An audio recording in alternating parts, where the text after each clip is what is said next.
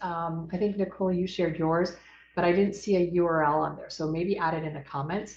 So that way we can see your screenshot and then go to your website and then kind of give you feedback as a user on what was easy to navigate, what was interesting, what caught our eye, and just kind of give you guys some firsthand feedback regarding your websites. Because as you know, right, our websites are kind of like that very first introduction to us. Look, I'm still closing stuff. How did this happen? How did I have so much stuff open? This is craziness. And so make sure if you haven't done that already, do it. And if you might be saying, I don't have a website yet, that's okay. What is the one place you send people to, potential clients or customers, when they want to learn more information about you? If you aren't using a website, if you're using like your Facebook page or your Instagram profile or your TikTok, then send us a screenshot of that with the URL as well, so we can check that out. Because again, it's still, if it's not a website, it's okay, right? You just want to make sure that it is still user-friendly and that it's informative. All right, so last week we went over topics like strengthening your brand message and that content and how to really expand your reach. So this week, what we are going to be doing is looking at your homepage, how it navigates. Is it mobile friendly? Is it clear? What's your headlines like? And then the speed. And again, sorry, my phone is actually off, but my daughter is texting me. Let me just make it.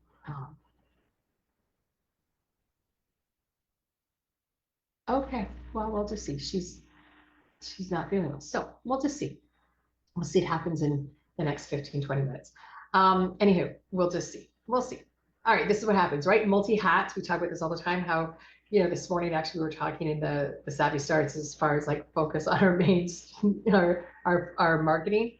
Yeah, this is it, right? We as moms are also responsible for our kids and what's going on with them. So fingers crossed that she'll be fine. She's 13. If you have daughters that are 13, you might know what I'm talking about. I love her. She's my mini me, and I think the world of her. And so anyways, we'll just see. Okay, so for those that knew, yes, I'm Karen. I'm a holistic business coach. I've been coaching for almost 19 years. I bring my business background connected with being a Reiki master teacher and a cranial sacral therapist. And I combine those in our sessions and everything that I do, including when we do these trainings inside this group, we look at the whole you. My personal philosophy is that if we don't make a decision within our business, especially since we're talking about business here, that isn't in line with who we are as an individual, as our self, as our whole being, then we will keep coming back and revisiting that until we actually make a decision that's in alignment with us. And that's really important. So we're looking at that mind, body, and spirit in every decision we make.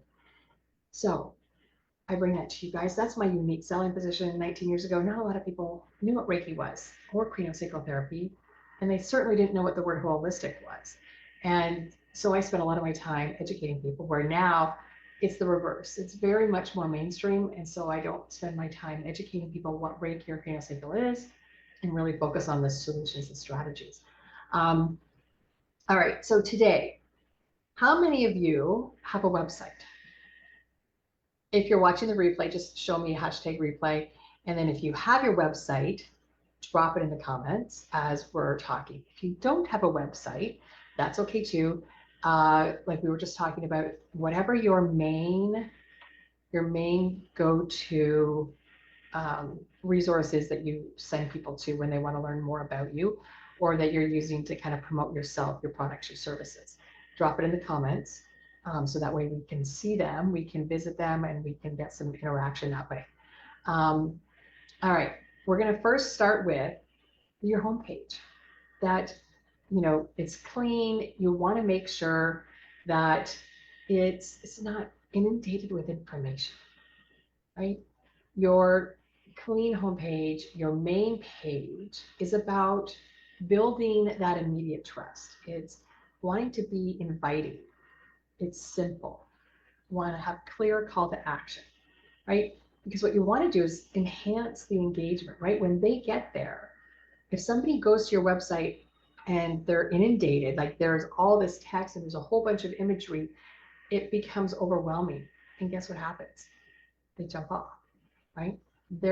It's called the bounce rate. And when somebody comes in and jumps right out, that bounce rate is really tentative on how well you're getting your messaging across. So I can tell with hours, our bounce rate will fluctuate, but sometimes there's like a big drop off. And then I can look back to see what changes did we make. And all of a sudden it's like, oh, yeah, those changes weren't beneficial to us, right? Okay. Who else? So Zoom is confirming for me that I'm speaking English. This is new. So crazy. All right. So when we're talking about our homepage, we're talking about building that clean and clear homepage. We're talking about what is your primary action? What's the one thing you want your visitor to do when they come to your website? What's the goal? What's that? What's that one thing?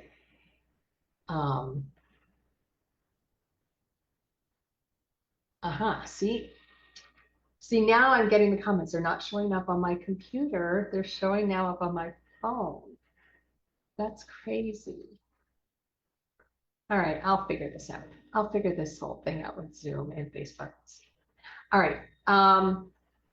So let's see. So, all right. So Susan and Jean Ann, you both have shared your website. Awesome. All right. So let's see here. Can I do this? I'm going to click on both your websites. I might get some tricky here. Okay. All right. So Susan and Jean, I've got your websites brought up.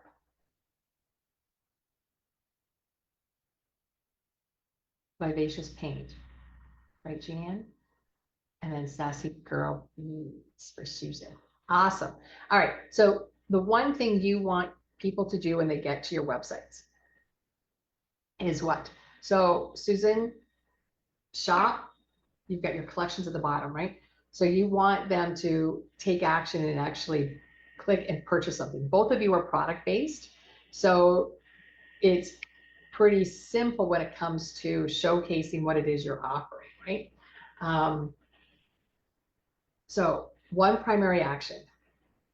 Do you want them to go, since you're both product based and you're here, we'll talk to you guys specifically. Do you want users to come and click and purchase right away or browse a catalog? What's the primary action you want them to take? So for both of you guys, looking at your website, it's to shop, right? You both have those shop icons. That's your clear call to action. And it's uncluttered, both of you guys, which is really important because it's like you have one option and you're funneling them exactly to where you want them to go. So high quality images, especially for you guys with product based, service based, it gets images are important, but it's how are you representing your services, right? So as coaching and as the online membership site, it's I'm looking at pictures of women because that's who's representative of my niche. So for you guys, your images need to be high quality, especially for your products. And then your fonts, you want them readable. Let's see. So I'm flipping back and forth between you guys. So which is why I'm looking over here. I'm kind of liking having this external camera. And then, ooh, Susan, are you going to start adding classes? How exciting. Okay. Let's see. So what's going on? Oh my goodness. Yeah. So I'm excited to see your classes coming up, Susan. That's awesome. Okay. So yeah. So high quality images, readable fonts, white space. So when you hear the word white space, what they're talking about is You don't want to have so much information that people get overwhelmed, right? So that's where it becomes clean and clear. Classes are the plan. Yay! I'm so excited for you, Susan. Um, those will be awesome. So when you're working with a designer, right? So those are the things, when you look at your own website, you want to make sure what is your primary action. You want to make sure you unclutter it, right? So it's clean, and then the high quality images and readable fonts. When you're working with a designer, they're going to be able, that's what they're going to ask for. What's your primary font, right? Where's your images? What do you want people to take? What action do you want them to take? But you also want to make sure that you're able to articulate what is the brand feel. So when we talk about knowing our brand, our messaging, right, which we talked about last week, is it friendly? Is it inspiring? Is it professional? Because all of those emotional connections that you're going to convey through your brand is going to allow people to stick. They're going to come and stick. And the designers are going to be able to say, okay, now we have an idea of how we want to lay it out. What does that look like? Right? So think about that. If you're going to use a brand designer, a website designer, what are you wanting to communicate? What feeling? Because they're going to take that information to be able to translate it into a plan for your website. Navigation. So I don't know about you, but I think everything is so important that I want everything on the front page. That was my big mistake before I started working with our designer. And because I just wanted everything to be linked there. Because it's my baby, right? I want everything to be there. So I had to be educated by my designer that not everything is important. I had to choose. I had to pick and choose, which is why clearly communicating what you want them to do, what action you want them to take, becomes important. So minimal menu choices. And depending upon what you're selling, what you're providing, right? Like I'm looking at Susan, so she has 3, right? Home, catalog, and contact. That's kind of the 3. So when she starts adding her courses, right? Guess what? In her classes, one more thing that's going to go up on her menu will be a specific tab going to her classes and her courses that she's offering. And the same, like looking at Jean Ann's, right? So she's got her menu.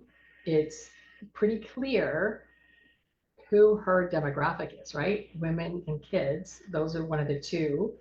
And then the collections and bags, so accessories. It's simple, it's clean, and then wall art, right? And then you can shop all. And then our story is her about. So it's straightforward, no fuss, no muss, right? It's easy. You get there, you know exactly I need and what I'm looking for. She can, and everybody's able to click on it. So nesting, that's something else. When we look at a link, right? So one of your menu items, so we'll just use Jean Ann's, right? Her women's clothing, she's then got the sublinks of dresses, skirts, tops, and t-shirts. So you want to think about that from a strategy perspective, because again, that's part of the funnel, right? If I'm jumping onto a website and I'm looking for kids clothing, I'm normally looking for something specific, not just in general. So having those subcategories of the types of clothes that you have available make it that much simpler.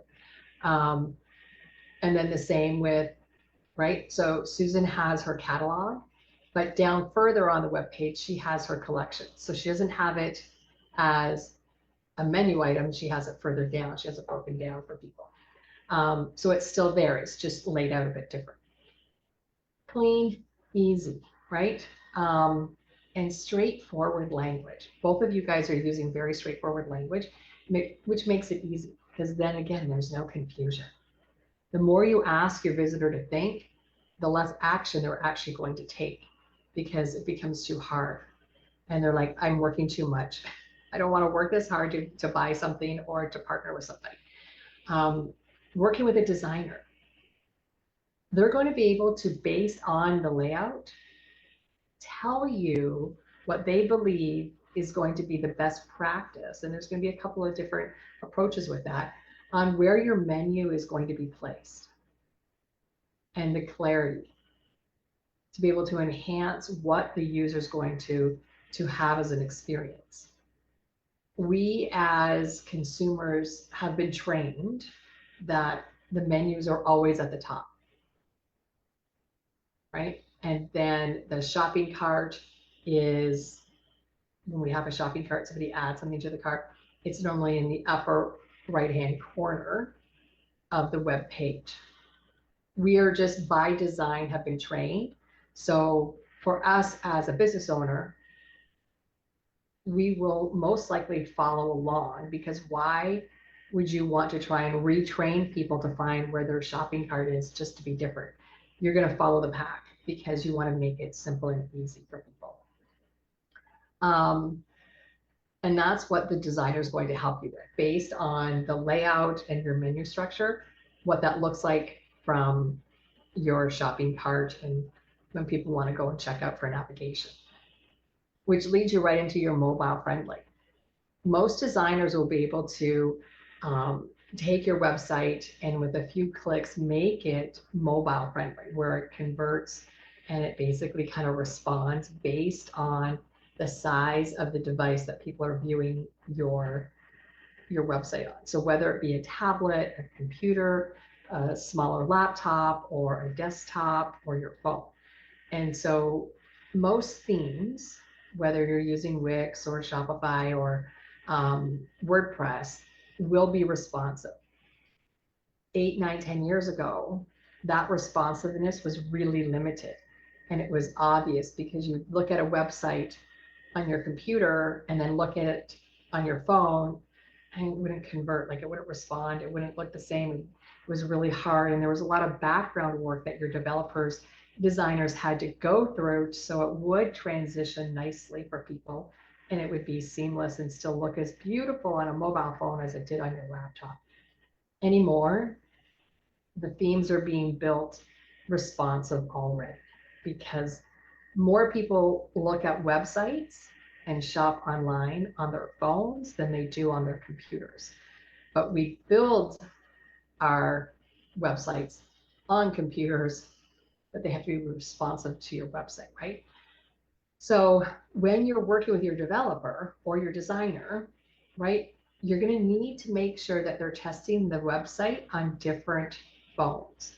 So if they have an Apple versus an Android versus, I don't know what there's, so Android has Google and Samsung, there's a couple other ones, but their experiences are different. So you want to make sure that if you only have one type, so fortunately my kids have an iPhone, so I'm able to grab one of theirs and take a look at what our website looks like on an iPhone versus my Galaxy, right? And have a conversation with your designer as well about that. Like, what does the page look like from phone to phone on a small screen, and do we need to make any adjustments? Because if they're not asking you, you want to make sure you're asking them, because that's really important, because we're always on our phones, right? They're always, I don't know, 2 teenagers and they've got their phones in their face all the time. Headlines, which kind of leads you right into that when we're looking at the layout of your website, right? What's across the top? What is that headline?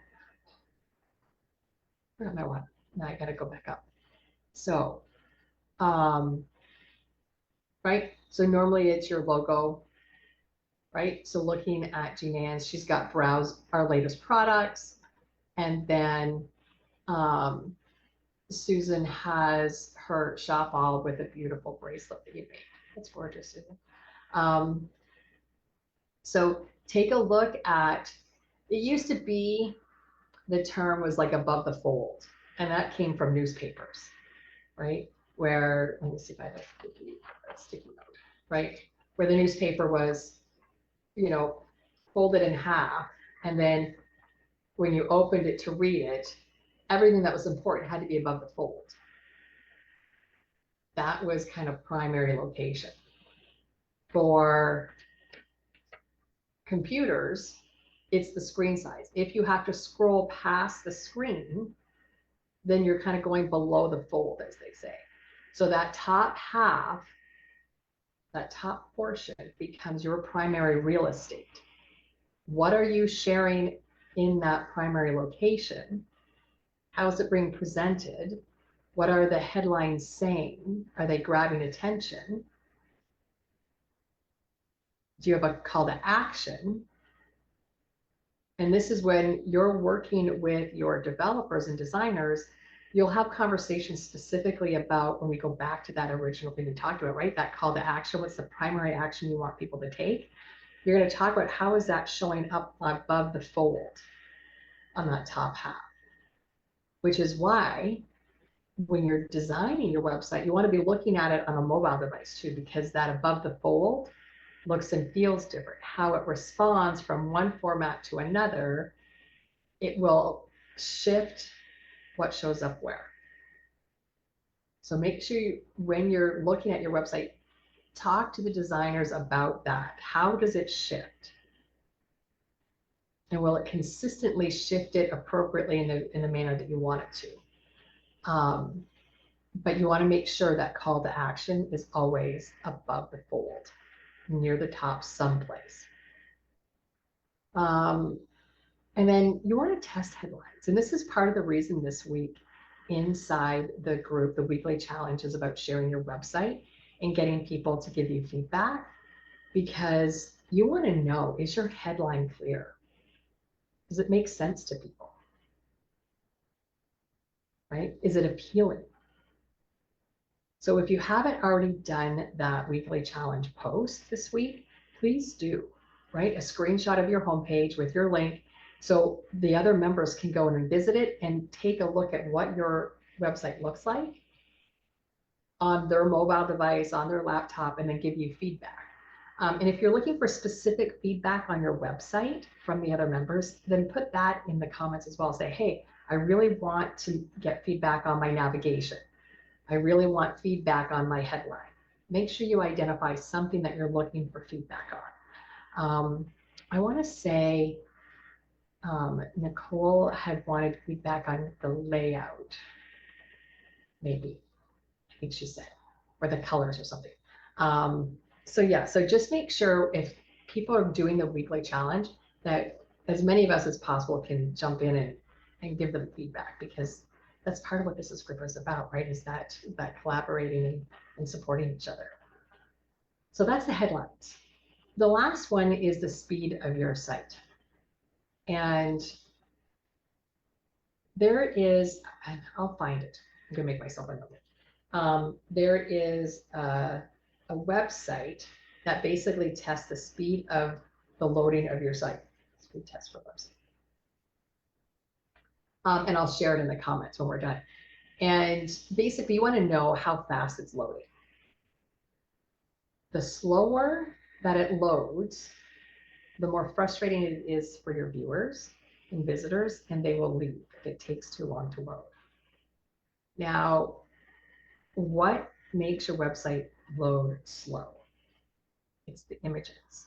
Remember, the first thing we talked about was that clear, clean website design for your own page, and the images. This is where high quality images, your designer will help you to ensure that the images remain high quality, but still load fast. So make sure you're having a conversation with them about the speed of your website. There is something that they call compress images. And for WordPress, I don't know about Shopify or Wix, but I know for WordPress, it's a specific plugin that you can implement that will actually compress the images and certain files, so that way they load quickly, but the quality is still there. One of the things that will impact the speed of your site is if there's behind the scene changes to your website. So like with WordPress, the plugins have different updates.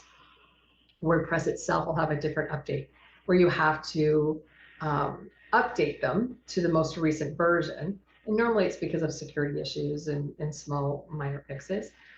If it's outdated, or it's not 100% compatible with another plugin or the website theme you're using, then that can cause issues too. So working with your designer to have them review it regularly to make sure that, well, and I have to point the finger at myself. I've done this where I've done something on my website and I didn't think it was a big deal, and only to come and learn later that, yeah, maybe I shouldn't have done that. And they've had to go and fix it for me. So, make sure you're testing the speed of your website. You're talking to your designer about, one, how are we able to make sure we stay fast without losing quality? Because the other downfall is if you are a slow loading website, then it also will impact that SEO ranking. And if you're working hard at improving your SEO, but you're not taking into consideration the speed in which your site loads at, then you can be working against yourself. So I can say, both Susan and Jeananne, your websites loaded really fast for me when I brought them up just now. So also I have a faster system at home, so that likely is helpful. I'm not on a regular internet access, so that could be helpful too. But work with your designer on the speed of your website.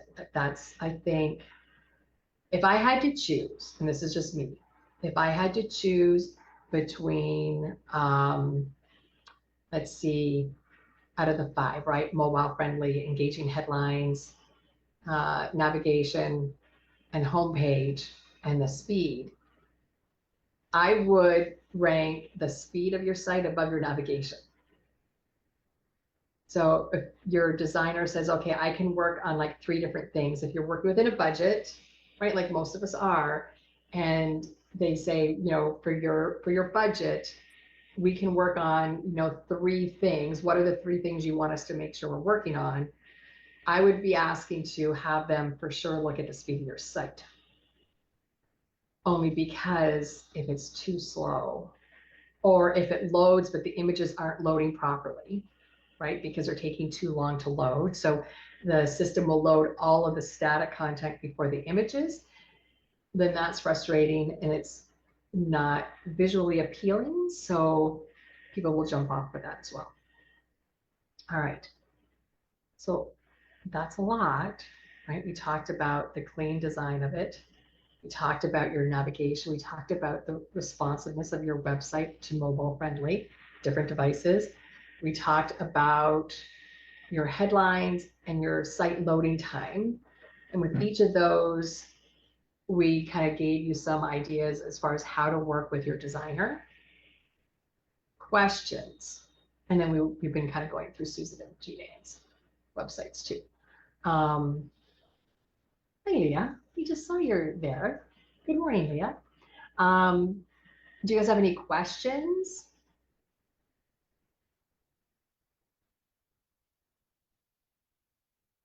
Because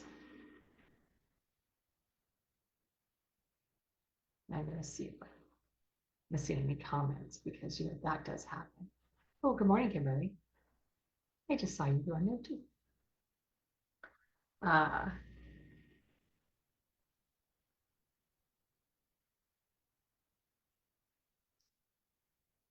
So yeah, so today's was really about setting you guys up for a successful meeting with a website designer. Because again, I am not the website designer. I have done my own, and I do most of the website stuff over on the Women's Business Resource Community, but I also have a designer, developer, tech person that I tap to tag into for things that are outside of my comfort zone.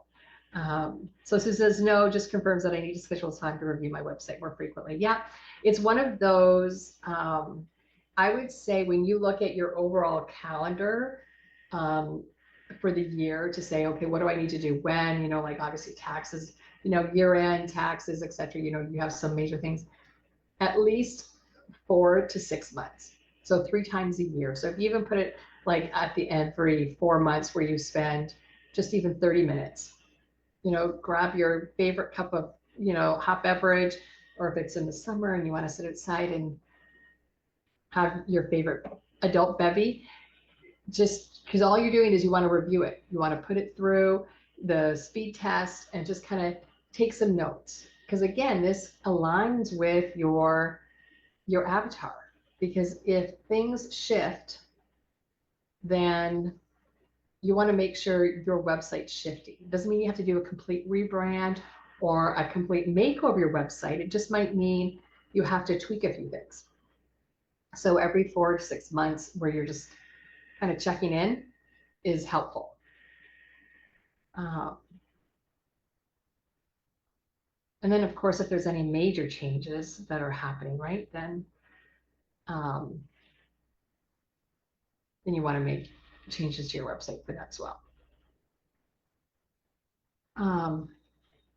Yes, Jean Ann says she's been told that her website is never done. Like, yes, you're right, Jean.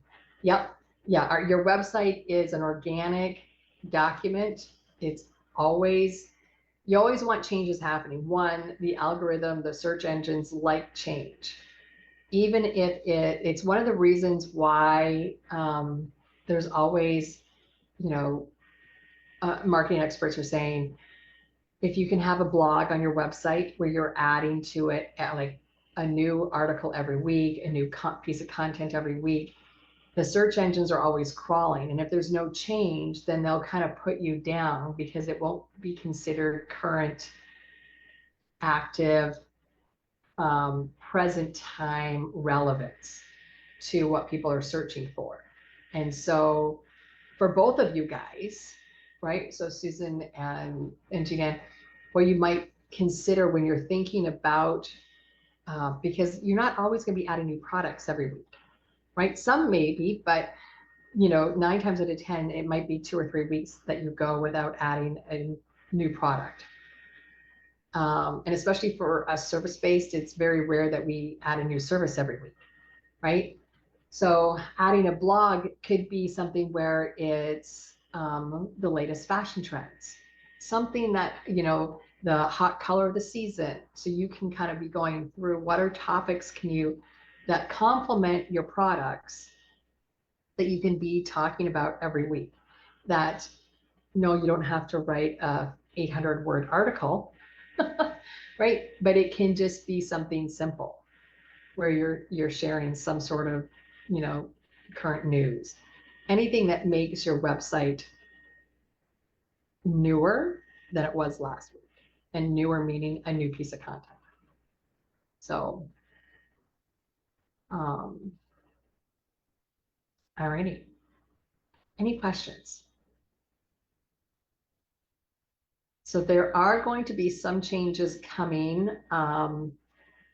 to the group. These Tuesday trainings are going to continue, but what you're noticing that they'll end up getting a little bit shorter because every morning I'm jumping in and doing those savvy starts. That's one reason, because I'm going to be doing them almost every morning now instead of just once a week. That it kind of replaces this shorter information, shorter pieces every day instead of one longer training is easier, I think, for both. 2, Facebook is constantly changing, and so like these videos are being deleted. So it used to be where, I would pin them to the top and then put them in the guides. Well, now they've all disappeared. Like they're all, like within 30 days, they're all going away. So the content gets lost. So instead of kind of, and again, this is about working smarter, not harder. So right now what I've been doing, I've been downloading them and then adding them to the replay vault over inside the Women's Business Resource community. I'm actually going to just do them in the Women's Business Resource community instead of here, these longer weekly trainings. They'll still be free. They'll just be over inside the community instead of inside the Facebook group. So instead of logging into Facebook, you would just log into the Women's Business Resource Community and still access the training. The added benefit of that is they become interactive. So I'll be able to actually talk to you guys and for everybody that shows up. And then what I'll do is I'll just post the link into the Facebook group to that weekly training instead of having to like download it, convert it, and do all of it. Takes me about 45 minutes after we're done to kind of get it ready to preserve for you guys to be able to access later on for replay if you ever want to come back and visit. And then two, I've started a podcast that's going to be weekly, and it's called Savvy Shift. And I'll announce it officially tomorrow when I get the first episode, the intro episode, finalized and posted, but it's going to be on Spotify. And so I'm excited about that. And I think between the Savvy Shift podcast on Spotify and then the changes Facebook is making, it's just easier in the long run to just host the interactive and then truly be interactive over inside the community. All right. Anybody have any questions? If you're watching the replay and you have questions, make sure if I don't respond in a timely manner that you reach out and connect and make sure I can respond to you. All right. Weekly challenge. Susan and Jeanne, you both have shared your website in here, but please post as a actual post with the hashtag weekly challenge and ask for feedback for whatever you might want to have for feedback.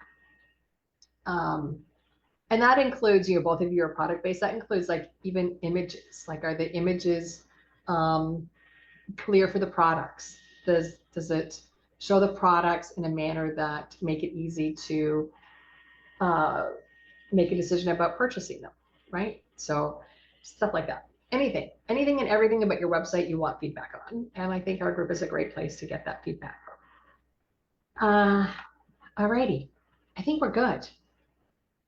So I'm getting used to this new setup. What I do notice is my desk is wiggly. So if I lean on it, then my camera's jiggling. So, but yeah, see, there it goes again. All right. So I think we're good with the setup. I'll just refine the wiggly part.